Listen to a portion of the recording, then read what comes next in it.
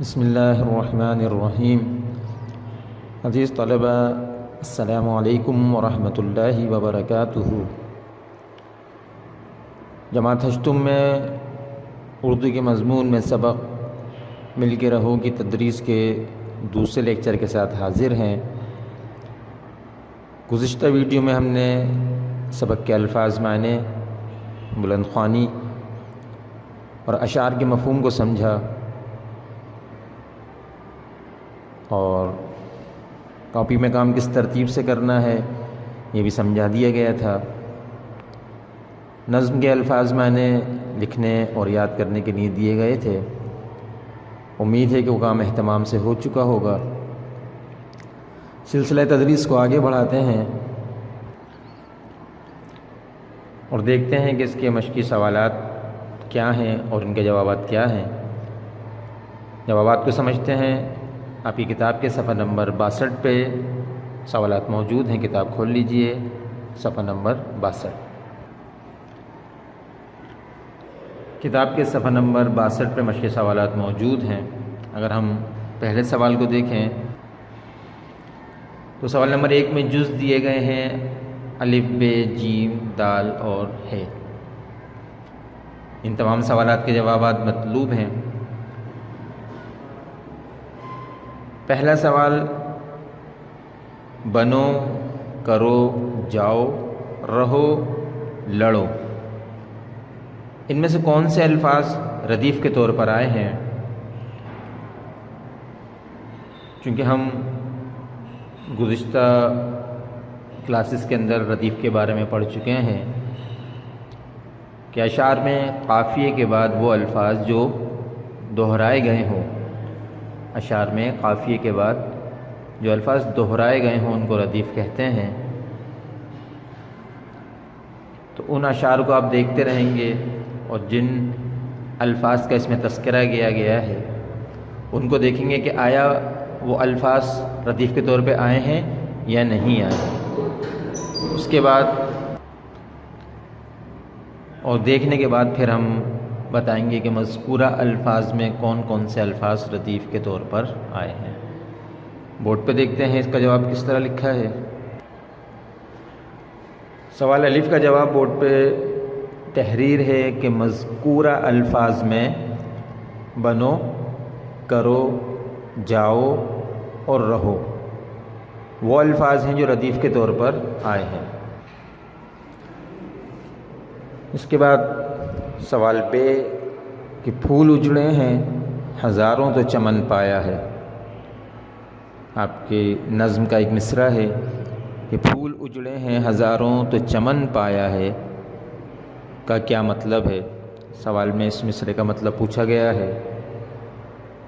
اس کا جواب بورڈ پہ جس طرح تحریر ہے کہ اس مصرعے میں شاعر وطن عزیز پاکستان کو ایک چمن اور ان معصوم بچوں کو جن کے بڑوں نے اس وطن کے حصول کے لیے جانوں کے نذرانے پیش کیے پھول قرار دیتے ہوئے فرما رہے ہیں کہ اس چمن یعنی وطن کو بنانے میں ہزاروں پھول اجڑے ہیں، پھر کہیں جا کر یہ چمن آباد ہوا ہے۔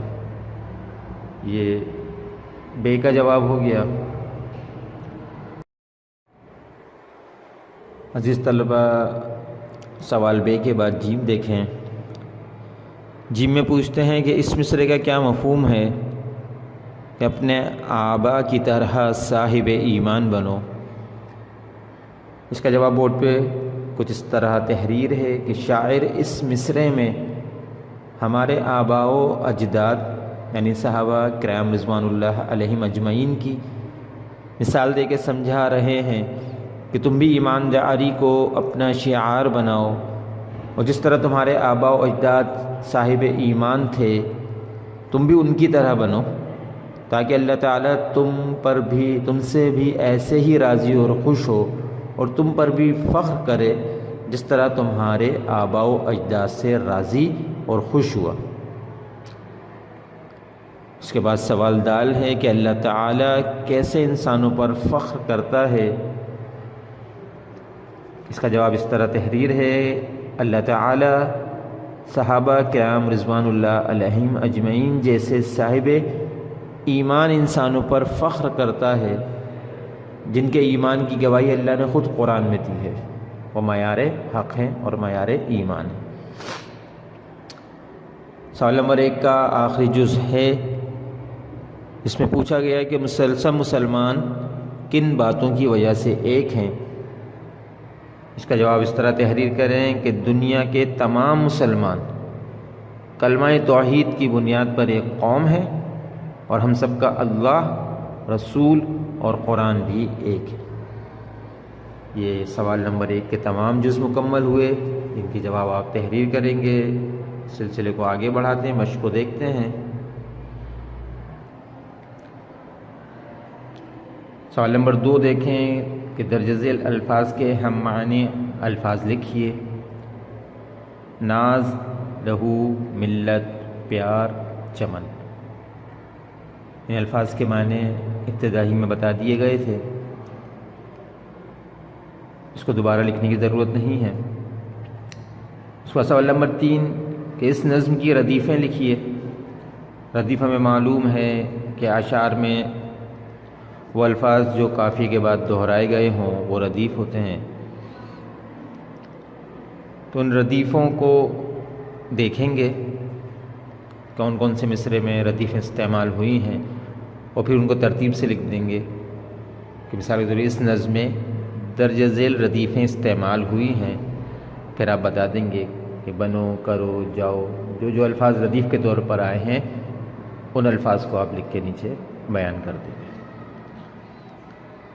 اس کے بعد سوال نمبر 4 ہے کہ اس نظم میں کون کون سی نصیحتیں کی گئی ہیں، تو آپ دیکھ کے بتائیں گے شاعر ہمیں کیا کیا نصیحتیں کر رہے ہیں، ہمیں کون سے کام کرنے کے بارے میں کہتے ہیں، کن کاموں سے ہمیں منع کر رہے ہیں۔